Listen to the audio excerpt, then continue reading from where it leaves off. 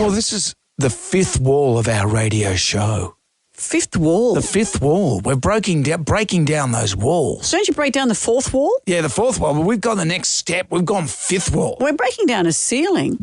Well, what we thought we'd do with this podcast is when we put together the show, we have an idea of all the things we're going to talk about, all the things that you and I have gleaned overnight that our producers think are interesting, and we decide before we come on air what we're going to talk about. And then sometimes other things come up and you don't have room for everything. For example, one of the things that really took our eye this morning, we weren't prepared so much to talk about this, but it became a great thing, was the email we got from Craig, who has said, can someone help look after my bird Blaze for a week so I can go to Broken Hill to see my mum? It's been so long and I miss her warm, reassuring hugs. So we had to dig deeper and find out about Blaze. Blaze is a 19-year-old rainbow lorikeet that he can't leave because he's so attached to it. And his mum's in Broken Hill. It's her 82nd birthday. So now we've got to look after a 19-year-old bird. Yeah. Leo DiCaprio's on the phone. He'll do it. So that kind of thing happened. And so we didn't get to talk about all the things you wanted to talk about. There was plenty of things. Like Jem Ryan and I were talking about neck tattoos earlier. Yeah, I think they're ugly. Yeah, oh, really? Yeah. What a shock, because most people, actually, that's not true. Most people do think they're attractive these days, don't they? Well, neck tattoos are funny. I've got a lot of mates who used to be in outlaw motorcycle clubs. One particular mate of mine used to be in the Hells Angels, and he's got a neck tattoo on his neck of the Hells Angels. And he said... What do you mean? How did the logo? The logo, the death's head, with the wings and stuff. And he said, he got that when he was a young man joining the club.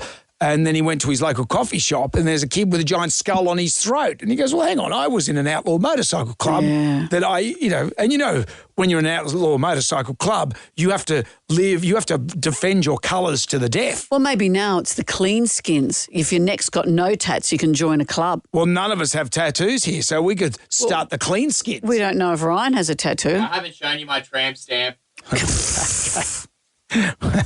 So... It's got to such a stage now with neck tattoos, certain clubs won't let you in if you've got a neck tattoo, which seems odd because everyone's got one now. Well, you look at Married at First Sight. All the grooms have got tattoos and some of the brides on the back of the hands, on the neck, on the face. Yep. But they're still seen as aggressive to the clubs, aren't they? Are you familiar with Jaden Lang? He finished 10th on this year's season of Survivor. Isn't there only 10 people on Survivor? That's like me saying I came 6th on Dancing with the Stars. Anyway, Jaden tried to get into Burleigh Pavilion, or Burleigh Pav as the locals call it. Is this at Burleigh Heads? Yep. He's got a neck tattoo and he wanted to get in there. You're not allowed to have a neck tattoo at Burleigh Pav. So he decided to wear a turtleneck sweater. He joined the Wiggles. Not too dissimilar to the one you're wearing today. No, I've got a big, but it's kind of, it's making me claustrophobic because when you come into work, outside's cold, but inside is warm, and I've dressed for the outside. Anyway, Jaden... Anyway, enough of your boredom. Anyway. I was on Survivor, I came 11th. Did you come... You got beaten by Jaden. Clearly, if you inked up your neck, you might have done better. So Jaden's tried to get into the Burleigh Pav, and this is what happened. No neck tats, no worries. Hey, fix it up a bit, you can see it. I'm getting into Burleigh Pav. I'm going to be the first Islander in Burleigh Pav with neck tattoos in history. Sorry. That's okay. Thank you so much. Have a good night. Take care. Take care. See you guys. What's going on? What happened there? He walked in with his turtleneck sweater on and they said, excuse me, can you roll down your turtleneck sweater? And Jaden said, well, no, I'm just warm. I mean, I'm just cold, rather. He's allowed to wear a turtleneck without having to show what's on it, unless he's got a gun underneath It's a violation of his human rights. And then they said, no, you can't come in here. How did they know he had a neck tat?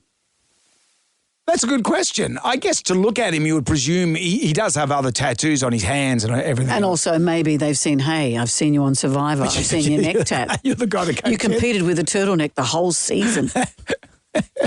So do you think that maybe people might think I've got a neck tat if I wear this polo neck jumper to the Burleigh Pav? They might get you to roll down your turtleneck. All they'll see is my turkey neck. Anyway. This ended up on our cutting room floor, but thank the Lord that it's managed to surface in our cutting room floor podcast. We'll catch you tomorrow. Okay, kids, that's it for today. Come back tomorrow for more of Jonesy and Amanda's cutting room floor.